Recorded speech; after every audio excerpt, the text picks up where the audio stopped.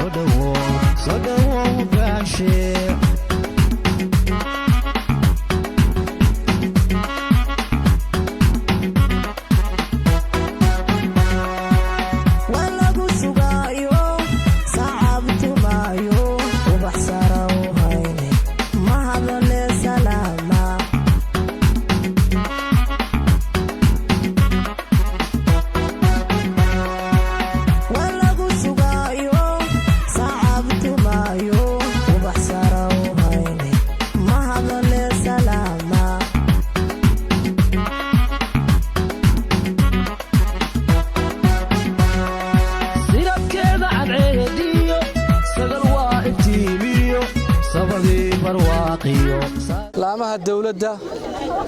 haweenka iyo dadweynaha meesha ku sugan ee qoraxda in badan noo taagnaa waxaan idinku salaamayaa marka hore salaanta islaamka assalaamu calaykum waraxmatullaahi wabarakaatu bacdal salaan waxaan rabaa inaan idin mahad celiyo soo baxad noo soo baxdeen soo dhaweyntaan noo soo dhaweyseen anigu waxa weeyaan qol ma aha qof ku cusub qolmay أنا وحنا مسنا هنا أنا هاي قلية تاي مقالة ذي كوات وأنا هاي قلية هاي أنا مسنا وصل أنا مسنا أنا صايت هاي وين أنت أمر كانوا قبل حسود وأنت وحان كلا مر لبات رواينا نمهد عليه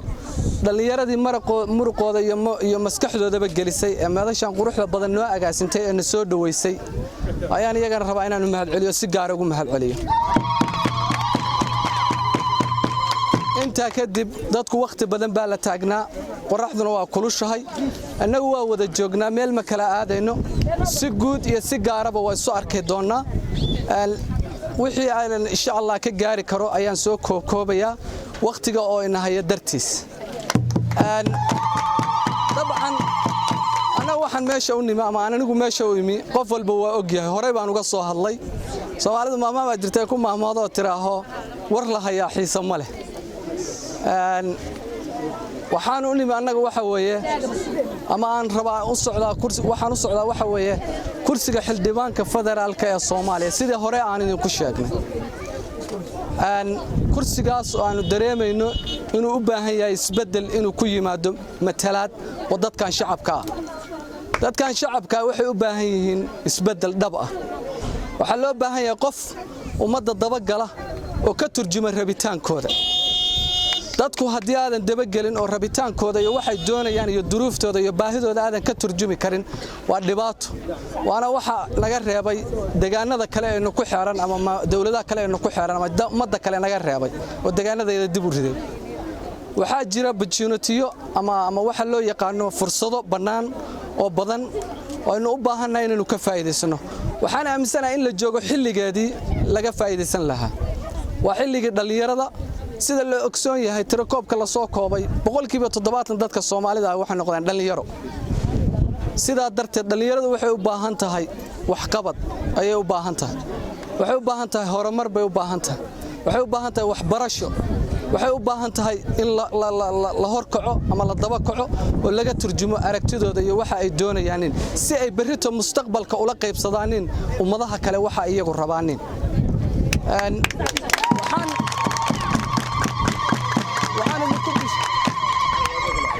waxaan ku bishaaraynayaa ujeedka aan maanta u socday waa kursiga laakiin haddii xitaa kursiga oo haddii la waayo xitaa nin idinka tagaayo meehi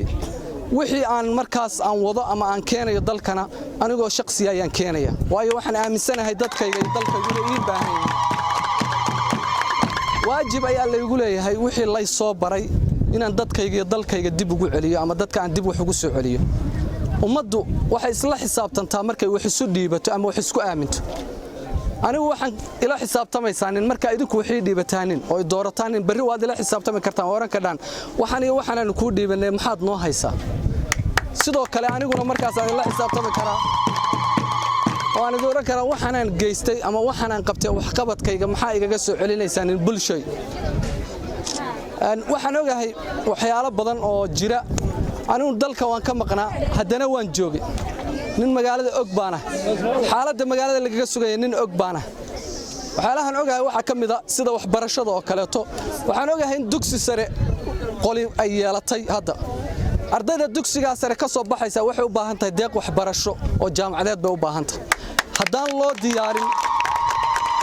haddayna inagu u diyaarin platformkii ay raaci lahaayeen ardaydaasi ama meeshii ay aadi lahaayeen berrito in anagu u diyaarinna waxa weeyaan waxay noqonaysaa nin foosta salka ka doloosho biyo ku dhaanshabay noqonaysaa laana ardayga halka ka soo baxay wuxuu u baahan yahay inuu waxbarasho dhab oo buuxda helo si uu isagu wax isu anfaco waalidkii wax u anfaco ehelkiisana wax u anfaco meeshaan ka imi anigu xamar baan muddo ka shaqaynayay meeshii aan ka imi waxa ka jirtay dayacnaan badan oo bulshada tana waa waxa igu dhaliyay anigu inaan soo taago kursiga kan waxyaalaha waxa kamid ah caafimaadka kaleeto dadku waa la keenaa dad baa la keenaa inta tabartooda tahay xamar dayac bay hospitaalada ugu dhintaaneen ummadda kale ma qabto waayo waxay helaan fursado qaaditaan oo ama Turki ama meelo kale loo qaado dadka lagu daweeyo waxa jira dad badan oo xanuunsan waxa jira biyo la'aan waxaan ogsoonahay xitaa inay riigag joogaaniin deegaanka oo haylan ku sugan yihiin laakiin aan laga faa'iideysan waayo waxa loo baahan yahay bulshadu markay isu tagto oo hoggaan leedahay ayay wax bedeli kartaa ama wax qaban kartaa sidaa darteed anigu waxaan u malaynayaa oran maayo reer qolada maanta kursigan marti idinka aydan oran maayo laakiin waxaan jecelahay inaan hareeraha wax isla qabanno inaan isla tashano qof maanta kursi intuu doonayo intuu xambaarsado iskala tago meeyahay anigu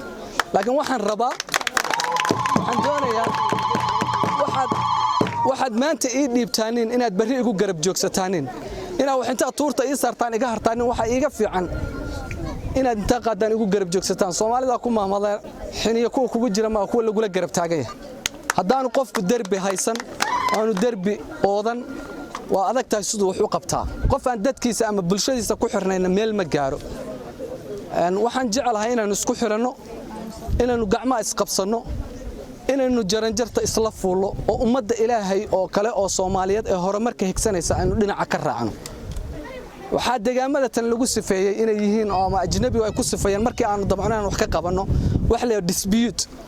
ama meel la isku haysto aan la gali karin lama galaan oo kaleeto war ilaa barkadii qoleed baan soo soconay waxaanu ka baqaynay ma jirto meel bam iyo qarax iyo xabadi ka dhacaysana waxa leeyahay waa amaan meel nabadgelyo oo qofku intuu furaash mustaqbalkan qaato geedka hoos dhigan karana waxa lagu leeyahay waa meel la isku haysto meel la gali karo ma waxaan u malaynayaa inay tahay ihaano ummadan ama bulshadan ku dhacday inay tahay waxa taa looga gudbi karaa in annaga gacmaha isqabsano hadday tahay maamul goboleedka mas'uuliyiinta maamulka hadday tahay kuwa federaalka hadday tahay dadka cuqaasha hadday tahay waxgaradka war inaan gacmaha isqabsano oo baynu taa kaga gudbi karnaa si kale kaga ma gudbi karno haddii kale waxaanu ku jiraynaa dowladda wareegaas baynu ku jiraynaa sidaa baynu isaga daba kalaabanaynaa abidkan sida la aligeed waxba hadalka badin maayo waxa weeyaan waxaan rajaynayaa ama aan jecelahay inaan wax bedelo ama wixii jaanisyadii aan soo arkay wixii aan ka gaari karo wax ka qabto waxyaalaha aan rabo inaan xoogga saaro waxa kamid ah deeqda waxbarasho oo dabadda oo la qaybsado xamar lagu qaybsado waxyaalaha kale oo muhiimka waxa kamid ah deeqda ciidan dhalinyaro baad arkaysaa la leeyahay balwad bay yeesheen nolosha ka dhacay balwadda waxa uu geeyay dayac qofku markaanu shaqahayn markaanu horumar ku fikireen balwada waa galaya qofku qaadka uu cunaya waa fariisanaya qofku balwad uu yeelanaya taa waxa looga saari karaa in dhalinyarada tan quruxda badan inta la raro loo dhigo meel ay uga faa'iideystaan noloshooda oo bari iyagoo tababar qaba oo ummadda wax la qaybsan karo ummadda dhinac ka raaci kara ay soo noqdaanin oo dad dhisana way taala way buuxda jaanisyadaasoo dhammi waa furan yihiin waa yaaliin ma aha wax la dafirayo albaabada laga xiranayo dad badan oo bulshada ka mid hina dabcan xamar waa tagaan waa soo arkaan waxa jira ama ka jira marka mar labaad iyo mar saddexaad ba wadin mahad celinaya annagu si gaarna way soo arkaynaa si guudna way isku kulmaynaa waqti badan baynu isla qaadanaynaa hadii ilaahay idmo waxaan jecelahay maanta inaan gacmaha isqabsano isgarab istaagno anigu waxaan u baahanahay waxaas oo dhan wax ka qaban karaa haddii aad isgarab istaagtaanin haddii aydan idinku garab istaagin waxba ma qaban karo anigu shakhsi waxba ma qabto far kaliya fool ma dhaqdo qofku wuxuu meel gaari karaa oo wax qaban karaa oo qabad dhaba la iman karaa markii bulshadiisu ay daba istaagto ama bulshadiisu la shaqaynayso intaasaan ku soo koobaya dad badan iyo cuqaal iyo odayaashii reerkaba ay sugaya insha Allah wadila joogna meel idin kama socono intaasaan ku dhameystiraya assalaamu calaykum wa rahmatullaahi wa barakaatuh